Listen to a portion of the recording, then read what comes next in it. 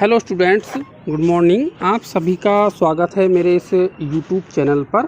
और आज की इस ऑनलाइन यूट्यूब क्लास में हम चर्चा करेंगे इफिड्रा के बारे में।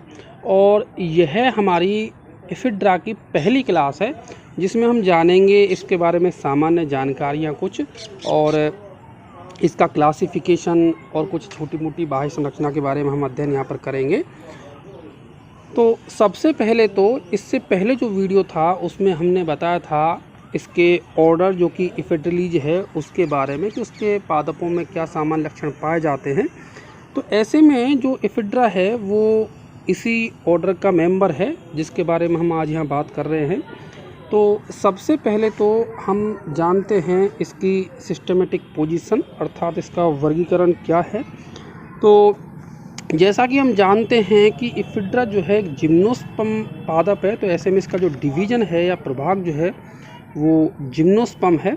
और हम यह भी जानते हैं कि जिम्नोस्पर्म के जो अगर हम लक्षण जो महत्वपूर्ण हैं उनकी बात करें तो जो सबसे इम्पोर्टेंट करैक्टर है वो है नेक्ड ओव्यूल का पाया जाना, साथ ही फ्लोएम में कंपेनियन सेल्स का अभाव होना। क्लास की बात करें तो निटोप्सिडा क्लास के अंतर्गत ये आता है, जिसमें जो पादप स्वभाव हमें देखने को मिलता है अक्सर वो काष्ठीय, वृक्ष, चूप या कठलताओं की तरह जो है निरूपित होते हैं इसके सदस्य। और जाइलम में जो है इनके में वेसल्स पाए जाएंगे। क्लास निटोप्सिडा के मेंबर्स की अगर हम बात करें तो इसमें ऑर्डर इफिड्रिल्स है इसका, जो है जिसके बारे में हम पहले ही डिटेल में चर्चा कर चुके हैं कि इसमें पत्तियाँ चक्रिक्रम में विन्यासित रहती हैं। रेजिन कैनाल यहाँ पर नहीं देखने को मिलेंगे। फैमिली की अगर हम बात करें तो फैमिली इसका इफिड्रेसी है। इस इफिड्रेल्स कुल के ऑर्डर के अंतर्गत जो है एक फैमिली इफिड्रेसी को रखा गया है, और इस इफिड्रेसी में एकमात्र वंश जो है वो इफिड्रा ही सम्मिलित है। तो इफिड्रेसी के अगर हम महत्वपूर्ण लक्षण देखें तो यहाँ पर जो है वेसल्स उपस्थित होंगी द्वितीयक जाइलम में, और जो पादप होते हैं वो जनरली डायोसियस होते हैं या एक लिंगाश्रयी होते हैं। स्त्रीधानी में यहाँ में लंबी ग्रीवा देखने को मिलती है। अब हम देखेंगे इफिड्रा को। तो ये तो बात हो गई यहाँ पर इसकी सिस्टमेटिक पोजीशन की या इसका क्या वर्गीकरण है उसकी। अब जैसा कि हम सामान्य नाम की बात कर लेते हैं इसके, कि सामान्य नाम जो है इफिड्रा को हम जॉइंटेड फर या संधित फर के नाम से जानते हैं। और यह जो सामान्य नाम है यह कई बार एग्जाम्स में जो है पूछ लिया जाता है कि संधित फर के नाम से किस जिम्नोस्पर्म पादप को जाना जाता है या इफिड्रा का सामान्य नाम क्या है। तो ऐसे में आप इसको बिल्कुल मिस नहीं करें। तो संधित फर इसको जो है इसलिए हम कहते हैं क्योंकि इस पादप के अंदर जो तना होता है वो जॉइंटेड तना पाया जाता है, इसलिए इसको हम संधित फर कहते हैं। अब हम बात कर लेते हैं इसकी प्रकृति और आवास की, अर्थात क्या इसका हैबिट है और हैबिटाट के बारे में। तो अगर हम इसकी प्रकृति देखें तो इफिड्रा जो है वो लगभग 2 मीटर ऊंचाई वाला झाड़ी प्रवृत्ति का पादप होता है। हालांकि इसमें जो है हमें काफ़ी विविधताएं इसके स्वभाव में देखने को मिलती हैं, लेकिन आमतौर पर ये झाड़ियों के रूप में या छोटे वृक्षों के रूप में पाए जाते हैं। एक और जो है जाति की हम बात करें, जैसे कि यहाँ पर देख रहे हैं आप इफिड्रा ट्राइएंड्रा, ये छोटे वृक्ष के रूप में जो है देखने को मिलता है। और इफिड्रा फोलिएटा की अगर बात की जाए तो इफिड्रा फोलिएटा जो कि राजस्थान में पाई जाने वाली इफिड्रा की एकमात्र प्रजाति है, वो काष्ठीय आरोही या वुडी क्लाइंबर्स के रूप में जो है ये पाई जाती है। और स्टूडेंट्स मैं आपको यहाँ बता देता हूँ कि यह प्रश्न भी जो है बार बार परीक्षा में पूछा जाता है कि राजस्थान में पाए जाने वाली इफिड्रा की कौन सी प्रजाति है या राजस्थान में कौन सा जिम्नोस्पर्म प्राकृतिक रूप से पाया जाता है। तो ऐसे में आप इफिड्रा फोलिएटा लिखेंगे।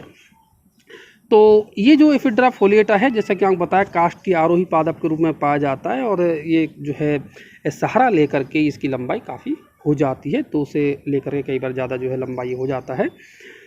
इसके इफिड्रा फोलिएटा में अगर हम देखें तो तना जो है, जैसा कि आपको मैंने बताया था, पर्व और पर्व संधियों में बटा हुआ होता है। तना खोखला रहता है, हरा रहता है, पत्तियों का यहाँ पर हमें अभाव देखने को मिलता है। जॉइंटेड ये यहाँ पर पाया जाएगा। और तने की पर्व संधियों को अगर हम देखें तो तने की पर्व संधियों पर यहाँ पर हमें इसके लिए लीव्स जो है चक्र क्रम में व्यवस्थित देखने को मिलती हैं। और साथ ही साथ अगर हम देखें तो तना जो है यहाँ पर जब सहारा नहीं मिलता तो वो नीचे ज़मीन पर रेंगता हुआ वृद्धि करता है, और यदि जैसे किसी अन्य वृक्ष का सहारा मिल जाता है तो लगभग 10 फीट की ऊंचाई तक ये वृद्धि करता है।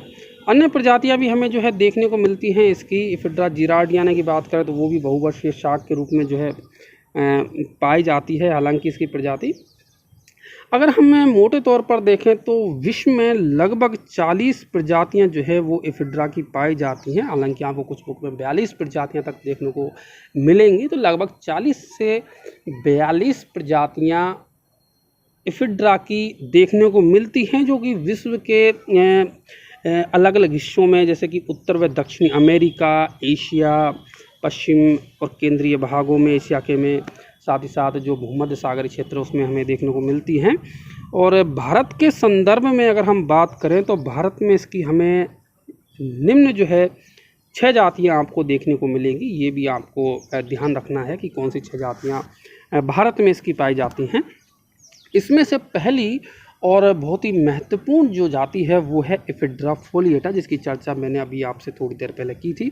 एफिड्रा फोलिएटा जो है वो ऐसी प्रजाति है जो राजस्थान और पंजाब के मरु भागों में पाई जाती है। यहाँ पर हमारे लिहाज से राजस्थान ज़्यादा महत्वपूर्ण है, क्योंकि हमारे यहाँ पर ये प्रश्न जो है बार बार परीक्षा में पूछा जाता है, राजस्थान में जो बीएससी की परीक्षाएं होती हैं उनमें।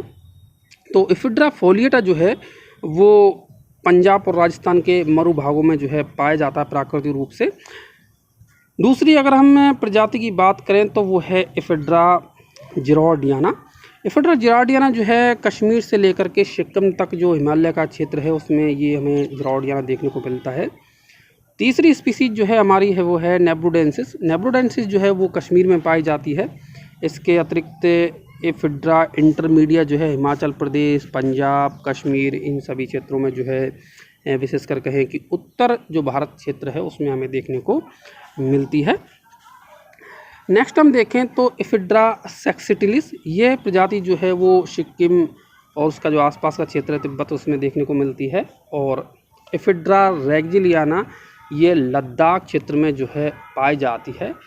यहाँ भी जो है प्रश्न जो है पूछ लिया जाता है कि किन्हीं 2 स्पीसीज के नाम लिखिए एफिड्रा का, या 2 से 3 स्पीसीज पूछ लेता है, या किसी का भी एक स्पीसीज का नाम पूछ लिया जाता है। तो ऐसे में आप इन स्पीसीज के बारे में भी जो है ज़रूर पढ़ें।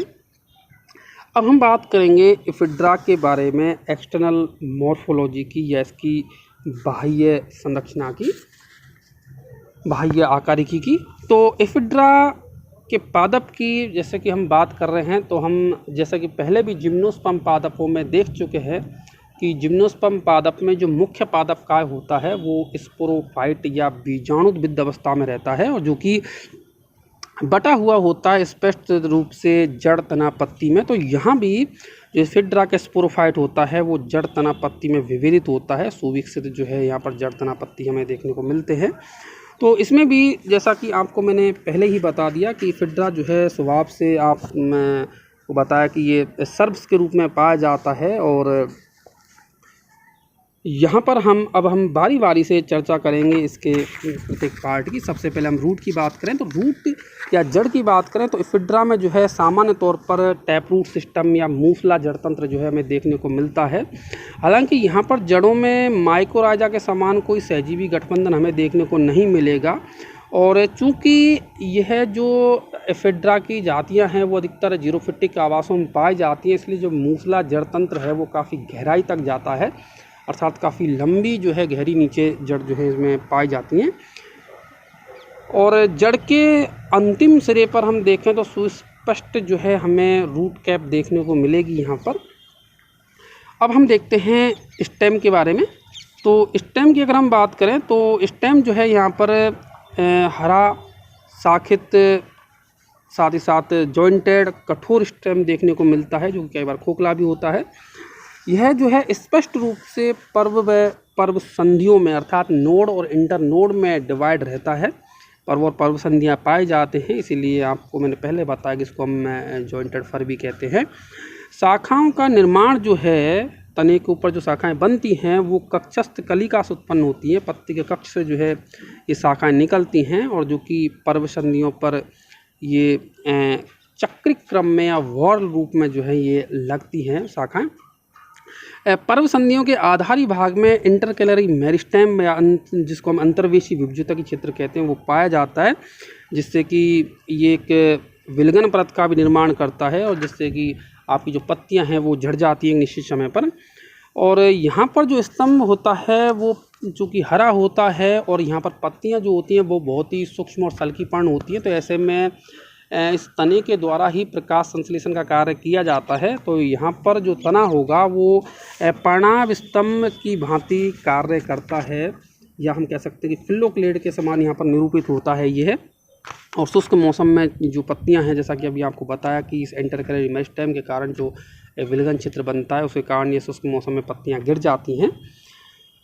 तो ये तो बात हुई इसके स्टेम की। और अब हम देख लेते हैं लीव को। तो इसकी जो लीव हैं वो किस तरीके की होती हैं।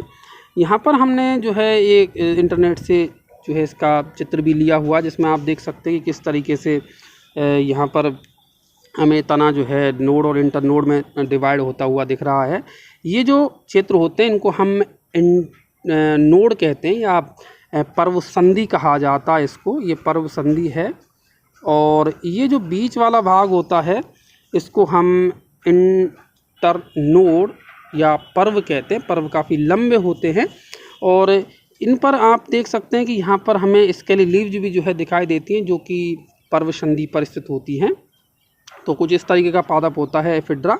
ये इनका स्ट्रोबिलस जो है इसमें लगे हुए हैं। अब हम इसकी बात करेंगे पत्तियों की। तो पत्तियां जो है यहाँ आप देख सकते हैं कि पत्तियां जो है वो उसमें छोटी अवृंत सल्की पर्ण होती हैं, अर्थात वृंत नहीं पाया जाएगा। और ये बहुत ही सूक्ष्म पर्ण होती हैं जिनमें जो कि सल्क रूप में पाई जाती हैं। और सामान्य पर्ण जो है एफिड्रा में वो नहीं पाई जाती, जैसा कि अभी आपको थोड़ी देर पहले बताया कि यहाँ पर सामान्य पर्ण नहीं पाई जाती। तो ऐसे में प्रकाश संश्लेषण का जो कार्य है वो तनई के द्वारा ही एफिड्रा में जो है किया जाता है और स्तंभ के द्वारा ही यहाँ पर भोजन संश्लेषण का कार्य जो है देखने को मिलता है, इसलिए इसको फिल्लोक्लेड की भांति हम कहते हैं कि कार्य करता है ये। पत्तियां जो हैं जैसा कि आपको बताया पहले भी, विन्यास जो होता है वो सम्मुख और क्रोशित रूप में व्यवस्थित होती हैं। 3 से 4 चक्रों में जो है ये व्यवस्थित होती हैं और प्रत्येक पत्ती के कक्ष से जो है ब्रांचेज निकलती हैं। जितनी पत्तियों की संख्या होती है उतनी ही ब्रांच जो है हमें देखने को मिलती हैं प्रत्येक पर्व संधि पर। साथ ही साथ अगर हम देखें तो पत्तियों के आधारी जो भाग जो है वो सहजात होते हैं, कोनेट होते हैं, जुड़ जाते हैं और पर्व संधि के चारों ओर एक सीट का निर्माण करते हैं, एक आच्छद बना देते हैं इसके चारों तरफ। यहाँ पर आप डायग्राम में भी देख पाएंगे कि देखिए किस तरीके से जो ये स्केली लीव्स पाई जा रही है। यहाँ पर आप देख सकते हैं कि ये जो है स्केली लीव्स है और ये जो है नोड है और इस नोड पर ये सीट का जो निर्माण है वो किया जाता है इस पर्ण के निचले हिस्से के द्वारा, क्योंकि ये सहजात होती हैं।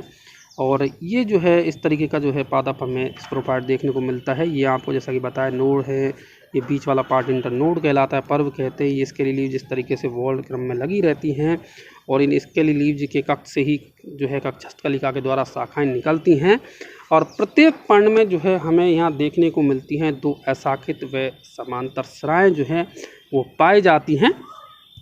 तो स्टूडेंट्स ये थी आज की क्लास जिसमें हमने चर्चा करी मॉर्फोलॉजी ऑफ एफिड्रा के बारे में, अर्थात एफिड्रा की बाह्य आकार की, साथ ही साथ उसका क्लासिफिकेशन और उसके बारे में कुछ सामान्य जानकारी उसकी प्रकृति और आवास से जुड़ी हुई। इसी के साथ आज की ये क्लास यहीं पर समाप्त होती है। अगली क्लास में हम जानेंगे एफिड्रा के बारे में और कुछ जानकारियाँ। Thank you.